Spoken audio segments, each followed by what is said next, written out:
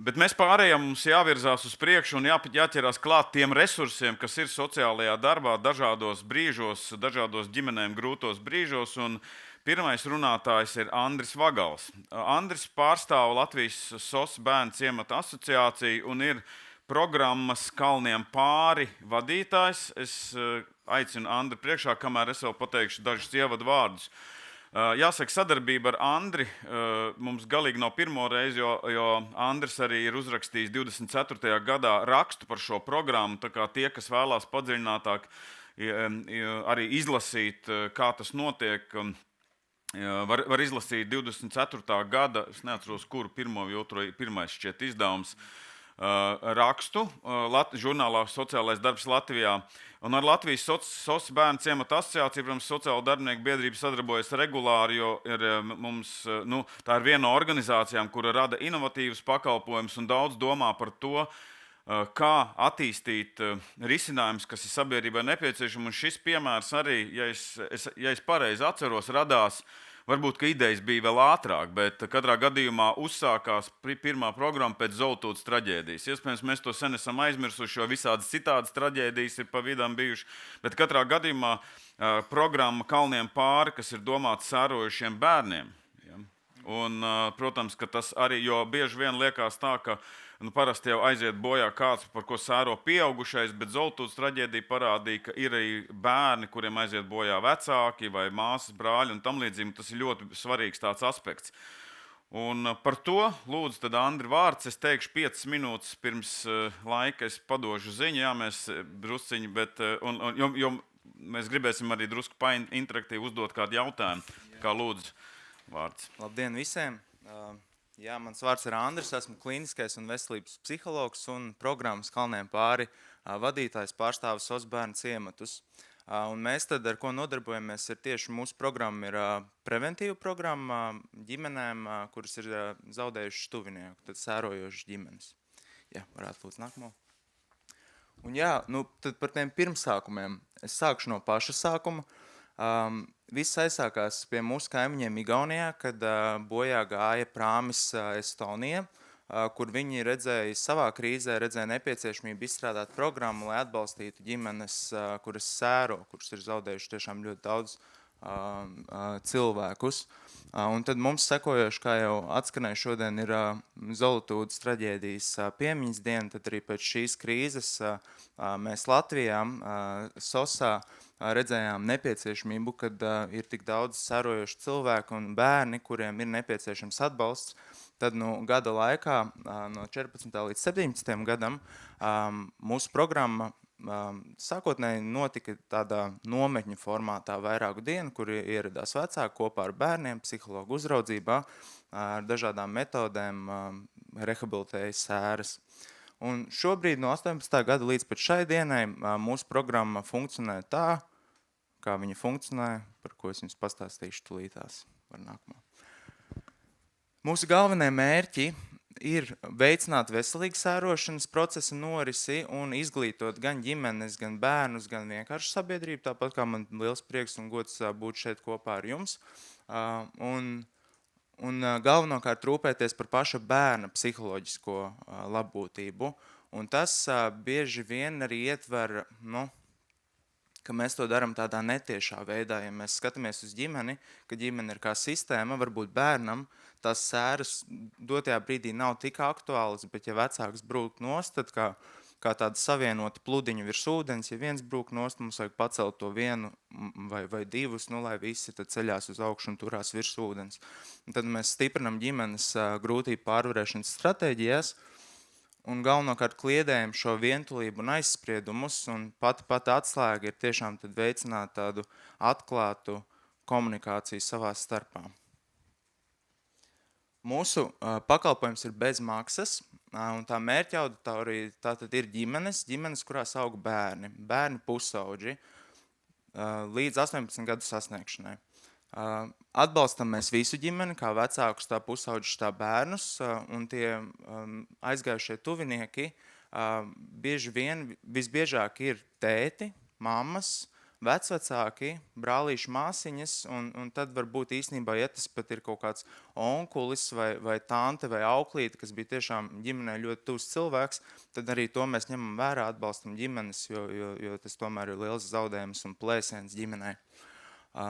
Jā, un tad mūsu darbs ar ģimeni tiek uzsākts 3 līdz 6 mēnešus pēc tuvinieka nāves, jo jāņem vērā, ka mēs neesam krīzes intervences programma, mēs esam prevences programma, un mēs strādājam ar sērām, ka sākotnēji, ka tuvinieks ir zaudēts, ir šis krīzes moments, kur tad mēs tik un tā uzņemam, mēs pakonsultējam varbūt telefoniski ģimenes un vecākus, kā rīkoties vai kā atbalstīt, kā pateikt bērnam to, kad ir nomirs tuvinieks, vai vest vai nevest uz bērēm un tam līdzīgi. Un tad rekomendējam vērsties pie mūsu kolēģiem citās biedrībās, kur tad parūpēsies par krīzes intervenciju, ja tas ir nepieciešams. Un tad mūsu darbs tā, pēc pierādījumiem balstīts, tas laiks ir tieši tie 3-6 mēneši pēc nāves, kad mēs sākam strādāt, un tad vidēji gadā, kā kuru gadu, bet mēs pakalpojumu nodrošinām aptuveni 60 personām. Tas ir bērniem, pusauģiem, vecākiem, kas ir aptuveni 45 ģimenes. Un tie atbalsta veidi, pamatā mums ir individuālās konsultācijas vai nu ar psihologu vai smilšu spēļu terapeitu. Smilšu spēļu terapeitu mums ir mazākiem bērniņiem, un tas ir 10 konsultāciju ietvaros. Un vēl tad mēs veidojam arī atbalsta grupu nodarbības, kur mums ir tādi 2 cikli gadā. Viens cikls tātad ir 8 nodarbības, uz kuru ierodās visa ģimene. Visa ģimene saņem pakalpojumu vienlaicīgi, bet nav tā, ka visa ģimene atbalstu saņem vienā telpā. Ir 3 atsevišķas grupas, kuras notiek vienlaicīgi. Ir vecāku grupa, pusauģu grupa, bērnu grupa. Katrā grupā ir 2 vadītāji, vīrietis un sieviete, kur tad 8 grupu nodarbību laikā palīdz rehabilitēties šajā posmā. Un mūsu tas darbs īstenībā ļoti daudz ietver arī tādas mākslas terapijas elementus, kas ir svarīgs faktors, kā tieši tad izpaust un pieņemt un pārstrādāt emocijas. Un vēl bez tā, tad atbalsta grupu ietvaros mēs taisam arī Ziemassvētku pasākumu ģimenēm, kas ir ļoti svarīgs notikums, ka tikko ir zaudēts tuvinieks, tad tie pirmie svētki ir nozīmīgi un bieži vien pat sarežģīti, grūti. Un tad mēs esam tur kā tāds atbalsta pakāpiens, un arī vasaras sākumā pēc 2. grupu noslēgšanās vai 1. tad mēs aicinām visa tā gada ģimenes uz tādu kopīgu pasākumu ar muzikālo un dažādu radošo darbiņu tādu meistarklasītēm. Un tad par sērām. Jā. Sēras ir dabisks un organisks process, kas notiek ar mums katru, kad mēs esam zaudējuši kaut ko. Un tad mūsu fokusā ir tieši sēras pēc tuvinieka zaudējuma, bet realitātē tas var būt arī vienkārši kā šķiršanās no kāda cilvēka, pārvākšanās uz citu pilsētu. Tā kā tas ir pilnīgi dabisks process, un viņš norisinās gan iekšēji, gan ārēji. Kā tas iekšēji mums ir pārdzīvojums, kā mēs pārstrādājam, pieņemam šo faktu ar emocijām, un kā tad tas izpaužās mums ārēji. Tas ir sociālajā vidē, kā mēs ne tikai kā mēs izrēģējam tās emocijas un kādu atgrieznisko saiti mēs saņemam no citiem tuviniekiem, kolēģiem un tam līdzīgi, bet arī kā tad mēs pierodam pie jaunās ikdienas, ka šis tuvinieks vairs nav ar mums. Un principā tas ir adaptācijas process. Tas nav nekas tāds, ko mums vajadzētu paslēpt zem paklāja un ka tas tā nevajadzētu notikt. Tas ir organisks process, kurš katram notiek ļoti, ļoti autentiski. Un tad šīs 5 stadijas, ticamākais, mēs visi esam redzējuši, kad sākotnēji pēc tā zaudējuma mums ir tas noliegums, kad nespēja noticēt, dusmas, kā es viņus izrēģēju ārā, bērniem tas varbūt ir ar agresīvu uzvedību un sliktiem vārdiņiem, tirgošanās, ja es tur būtu izdarījis kaut ko pareizāk, ja tur tas ārsts būtu bijis īstajā vietā, īstajā laikā, būtu varbūt citādāk, tāda cenšanās nokontrolēt to stāstu. Un tad depresija un pieņemšana. Bet realitātē tas izstāst šādi patiesībā, ka tas nav viennozīmīgs ceļš, kā cilvēkam tas notiek. Mēs vairāk uz to skatāmies kā uz tādu pīrāgu, kur šīs stadijas norisinās paralēli vienotrai, dažādās intensitātēs un laika periodā var aktualizēties katra stadija. Tas ir pilnīgi normāli patiesībā, ka, ja pieņemsim tā pieņemšana ir pati pirmā un liekas, tas cilvēks vai tas bērniņš ir tādā mierā, viss it kā ir ok un tā, bet ar laiku tad var aktualizēties šīs stadijas. Un tad pēc mūsdienu pieejām un teorijām tad mēs ņemam vērā šo 4 soļu sērošanu pēc Vardena, kur pamatā tad, tas ir aktīvs tātad process, nevis pasīvs. Tas ir kaut kas, kur mums ir jāiesaistās aktīvi. Un tad mēs, tie speciālisti, tie tuvinieki, ģimenes locekļi, sociālajie darbinieki, esam tie, kas var palīdzēt šo iziet aktīvi. Un tad tas pamatā ir tieši pieņemt zaudējumu realitāti. Mums arī mūsu darbā tas izpaužās tā, ka mēs izrunājam, tad kā tieši notika šis zaudējums, kā notika nāve, kā tu par to uzzināji, kā tev to pateica, kā tu par to jūties, kādas tev bija domas, kādas bija emocijas, ķermeņa reakcijas, to visu mēs aktualizējam, lai atcerētos to notikumu, un tas uzreiz, tas ļauj nosēsties tam. Tad mēs sākam pieņemt to faktu. Un tas otrais solis tad ir tieši darbs ar zaudējumu sāpēm, kā mēs pārstrādājam šīs emocijas. Jo, ja šīs emocijas netiek izpaustas, tad kur viņas paliek? Viņas visbiežāk tad iet ārā kā tāda spriedze dažādos citādos jau problemātiskās uzvedībās, hroniskās sērās, bēdās, varbūt raudulībā un tam līdzīgi. Un tad vēl mums noteikti ir jāmēģina pielāgoties šai jaunajai dzīvē bez tuvinieka, kur mēs arī atbalstam un tā kā mēģinam atspūgļot, kā tad bija pirms tam, kā ir tagad un pieņemam to, kā tas ir un tam līdzīgi. Un ka mēs emocionāli mēģinām atvadīties no mirušā tuvinieka un turpināt to dzīvi, ka respektīvi noteikta attiecību maiņa ar to personu, kura pat bija dzīva, bet vairāk nav dzīva. Un tas bija tas pirmā teorija, otrā teorija un modelis, pēc kā mēs vadamies, ir jāsaprot, ka sēras, viņas drīzāk ir kā tāds svārs, kurš šūpojās no viena uz otru pusi, kur viena puse tā tad ir, ka mēs izjūtam spēcīgu afektu, emocijas un skumjas, varbūt dusmas, ka mēs tieši orientējamies uz šo zaudējumu kā notikumu. Un tad tas otra puse ir, kā mēs adaptējamies, veidojam tādu dzīvi, kvalitatīvu dzīvi turpmāk, veidojam jaunas attiecības, jaunas izaicinājumus, pienākumus un mērķus. Un veselīga sērošana nekādā ziņā nenozīmē, ka mēs pāraujam saites ar mirušo tuvinieku. Tas ir tas, ko mēs nedaram, ka, pieņemsim, mums bija pilni fotoalbumi ar cilvēku, tagad mēs viņus iegrūžam kaut kur bēniņos vai pagrabā. Nē, tas ir tieši pretēji, mēs aktualizējam tātad vēl vairāk šo un mēģinam uzturēt to kontaktu caur atmiņām, caur tradīcijām, caur dažādiem tādiem jauniem pasākumiem, kā tad mēs saglabājam šīs saites gan sarunās, gan mākslinieciskos zīmējumos, vēstuļu rakstīšanā un tam līdzīgi. Vēl varam palikt atpakaļ, iepriekšējā. Vēl nākamo, tur, kur tikko bijām. Es gribēju pastāstīt, ka, piemēram, rekur tā bildīte pa kreisi ir no mūsu atbalsta grupām, kur arī, piemēram, mēs taisam tādas burciņas ar krītu un sāli, kur mēs samiksējam emocijas, piemēram, katra krāsa nozīmē kaut kādu emociju, atmiņu, un tad mēs ļaujam tai ģimenei uztaisīt tādu piemiņas materiālu par tieši par to kopā pavadīto. Tas ļauj uzreiz tā nostiprināt to caur tādu mākslas elementiem. Jā.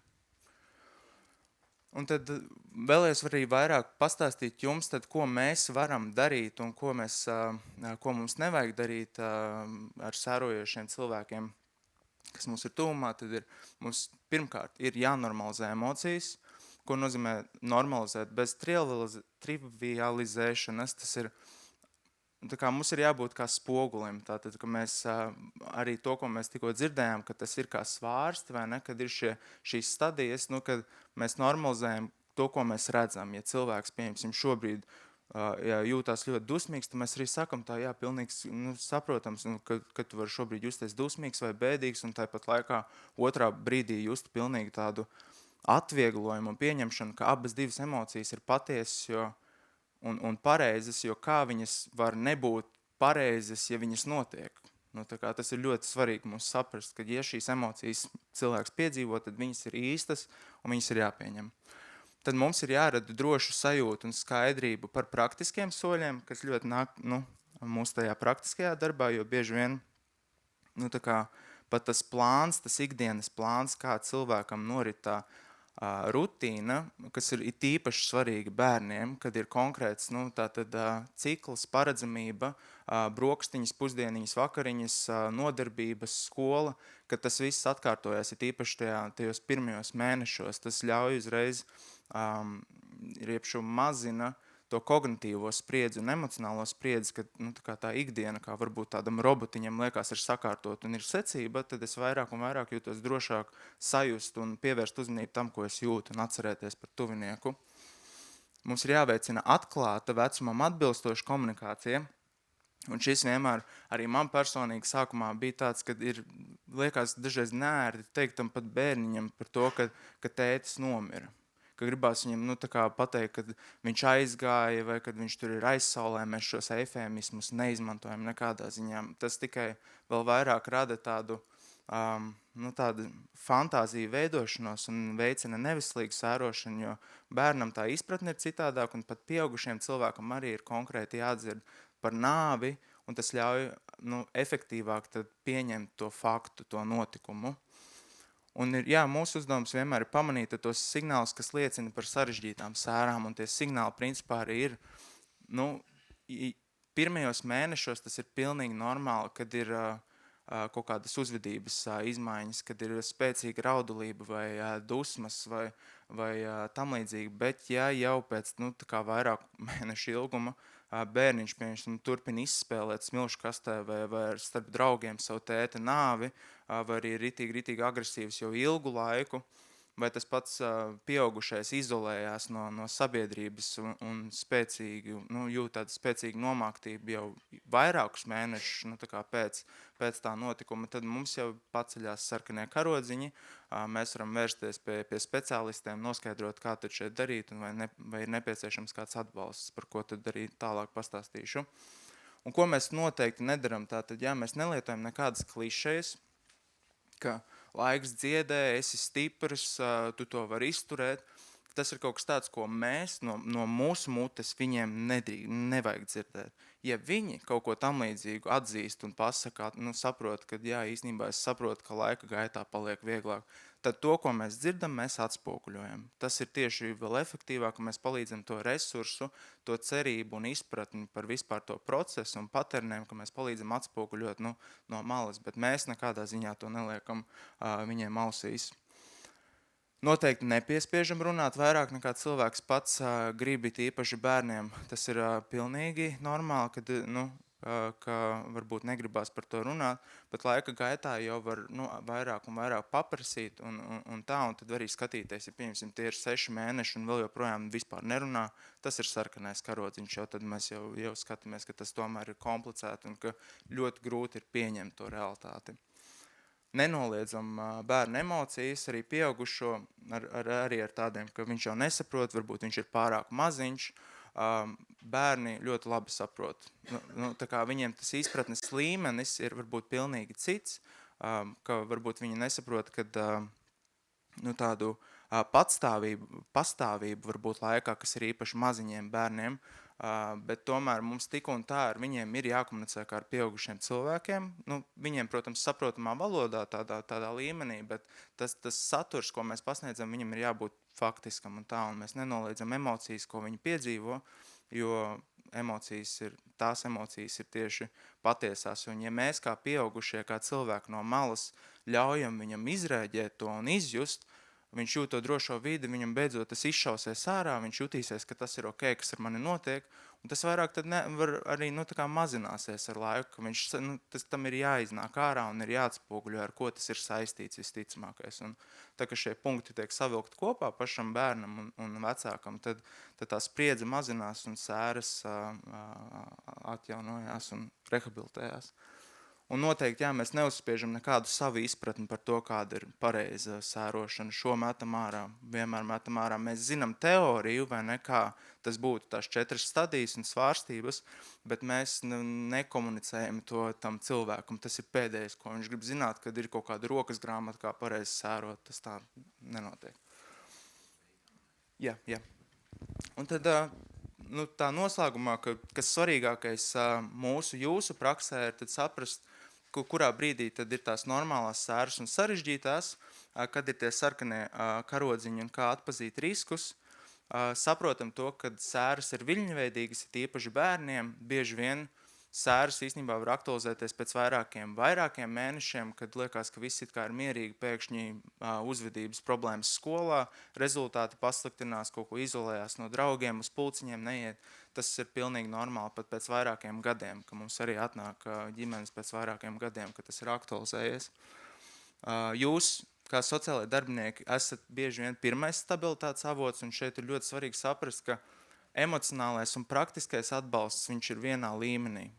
Viņš ir vienā līmenī, ka ja mēs varam nodrošināt tur dokumentāciju, komunikāciju ar institūcijām, kaut kādu ikdienas rutīnu, tas atvieglo un atbalsta cilvēku šajā grūtajā posmā. Jā, var nākošo. Un kad tad mūs iesaistīt, principā, tad, kad mēs redzam tiešām, ka vecāks netiek galā, ka viņš ir pārslogots, ka bērni varbūt paliek jau arvien vairāk un vairāk novārtā, un viņiem varbūt bērniem parādās jau kaut kādas uzvedības problēmas, izolēšanās, agresija un tam līdzīgi, tad jā, un ja mēs tieši un konkrēti redzam, ka šeit ir redzams, ka viņam ir par šo saistīts, viņam ir nepieciešams psiholoģisks atbalsts un varbūt pat visai ģimenei. Un tad, jebkurā gadījumā, es rekomendēju jums, ja kas zvaniet mums, mēs tāpatām pakonsultēsim jūs, kurā brīdī saprast, ir veselīgi vai jau komplicēti tās sēras un tā. Un nākošais, tad jā, mūs var principā atrast vienkārši ierakstot Google SOS Kalniem pāri, var noskanēt arī labajā pusē šo QR kodu, un zvanīt uz šo numuru, kas ir manējis, tad es noteikti atbildēšu un palīdzēšu saprast. Un tur arī ir pieteikuma veidlapa ģimenēm, kur var aizpildīt un pieteikties uz programmu. Un tad vēl brīnišķīga lieta, ko mēs esam nesen izdarījuši, ir, ka uztaisījuši semināru tieši par bērnu sērām pēc tuvinieka nāves un kā ar to strādāt skolā, kur mūsu kolēģi ir padziļināti, jau pastāstījuši par sērošanas procesu un kā mēs varam atbalstīt bērniņus. Un tas uz mums visiem īstenībā tāds ritīgs resurss, ko mēs varam pamācīties. Un pašā noslēgumā pēdējais, ko es vēlējos pateikt, ka varbūt ir jūceklis un varbūt pat liekas, ka ir kaut kas, ko es varētu nepareizi pateikt un izdarīt, un tas vēl vairāk apgrūtinās situāciju tam cilvēkam, bērnam, ģimenei. Realitāte ir tā, ka svarīgākais ir jūsu nolūks, jūsu pieeja, jūsu sirds tajā lietā. Labāk ir, ka jūs izrādat uzmanību un mēģināt un kļūdaties, nekā jūs, ja nedarat neko. Tas ir daudz sliktāk. Tie ir par 500% sliktāk, ja jūs atstājat to cilvēku vienkārši. Tāpēc labāk mēģinam, pieļaujam tās kļūdas, tas vēl, tas process nepasliktinās, tieši mazinās to izolētību, kas ir tas lielākais risks tieši ģimenītēm. Paldies. Paldies Andrim. Drusku vēl pagaidīt, jo mums ir laiks arī vienam īsam jautājumam, bet es gribēju atgādināt auditorijai par slaido, jo es skatos, ka cilvēki mazliet nenorientējās tajā, jo tur ir jautājums sadaļa, tātad Q un A nozīmē questions and answers, tā kā tajā var rakstīt jautājumus runātājiem vai organizatoriem, vienalga, tātad jūs varat ierakstīt jautājumu, ko mēs uzdosim arī, piemēram, runātājiem, bet tas jau būs nevis Andrim, bet nākamajiem runātājiem, ja? Un otra sadaļa ir polls, tās ir tās interaktīvās darbības, kur ierakstīt savu atbildi. Mums ir interesanti, šobrīd es arī nelaidīšu to jautājumu, tas būs pēc nākamās runātājas. Bet tur parādīsies, lai mēs varam arī drusku miedarboties kopīgi ar auditoriju, ar runātāju. Tā kā lūdzu, jo es skatījos pirmajā jautājumā, drusku bija šis samiksēts, tā kā digitālās prasmes, izmantojam iespējas uzlabot digitālās prasmes. Bet Andrim, pirms Andris dodās prom, es arī uzdošu vienu papildu jautājumu. Man liekas, diezgan daudz savā prezentācijā stāstīja par šo, jā, kā jūtās cilvēks, kas sēro ģimenes locekļi un kā tur tās stadijas. Bet varbūt vēlreiz tā kā drusku noartikulē, uzsvērtāk pasaka, kā rīkoties, jeb kas vislabāk, kad padomu, kā saglabāt līdzsvaru speciālistam, sociālam darbiniekam, ja viņš nonākot darba situācijā, kad klients ir sērojoša ģimene, varbūt arī teiksim, tā, lai respektīvi sevi sargātu. Jā, tu mazliet teici, ka labāk ir darīt nekā nedarīt, bet arī varbūt kaut kāds viens trāpīgs ieteikums, ja es nezinu, ko darīt, vai arī otrs ir kā pasargāt sevi, lai šos līdzsvaru saglabātu. Paldies! Tāds galvenais atslēgas posms ir esam atklāti. Vienkārši esam atklāti ar to ģimeni, ar to klientu. Ja mēs pie viņa pieiesim un pat tam bērniņam, ja mēs pateiksim, ka es nezinu, kā pareizi rīkoties, vai es nezinu, kā tu varētu justies, vai tam līdzīgi, tieši tas vēl vairāk veicinās to drošības sajūtu un to izjūtu, kad kāds cenšas tevi saprast, jo tieši meli nopūstīs templi.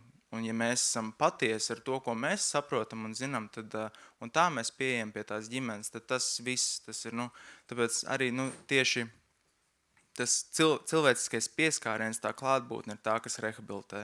Tā kā mēs varam mācīties šīs tehnikas, teorijas, kā to pareizi visu izdarīt, vai ne? Kā tur pierādījumos balstīts, kas tur vislabākais palīdz, bet realitātē tas pats pamats ir tiešām, ka mēs pieejam, mēs esam atklāti, patiesi ar to bērnu, arī noliekam tur celīt uz zemes, gan metaforiski, gan fiziski varbūt, un mēģinam ar viņu izprast viņa situāciju, saklausīt viņu, dot viņam telpu, pastāstīt un atspoguļot to, ko arī es jūtu. Patiesībā, ka šis tiešām man ir arī kā šoks. Jūs esat pirmā ģimene, ar kur es saskaros ar šo, un es ļoti gribu palīdzēt. Tā kā tas viss ies uz urām. Man liekas, tas ir tāds galvenais zelta atslēga. Jā, liels paldies, Andri. Pateicos tiešām, un Unai ir arī maz suvenīrs atmiņai par šo pateicību, šo notikumu. Tā kā paldies, aplaudēsim mūsu runātājam.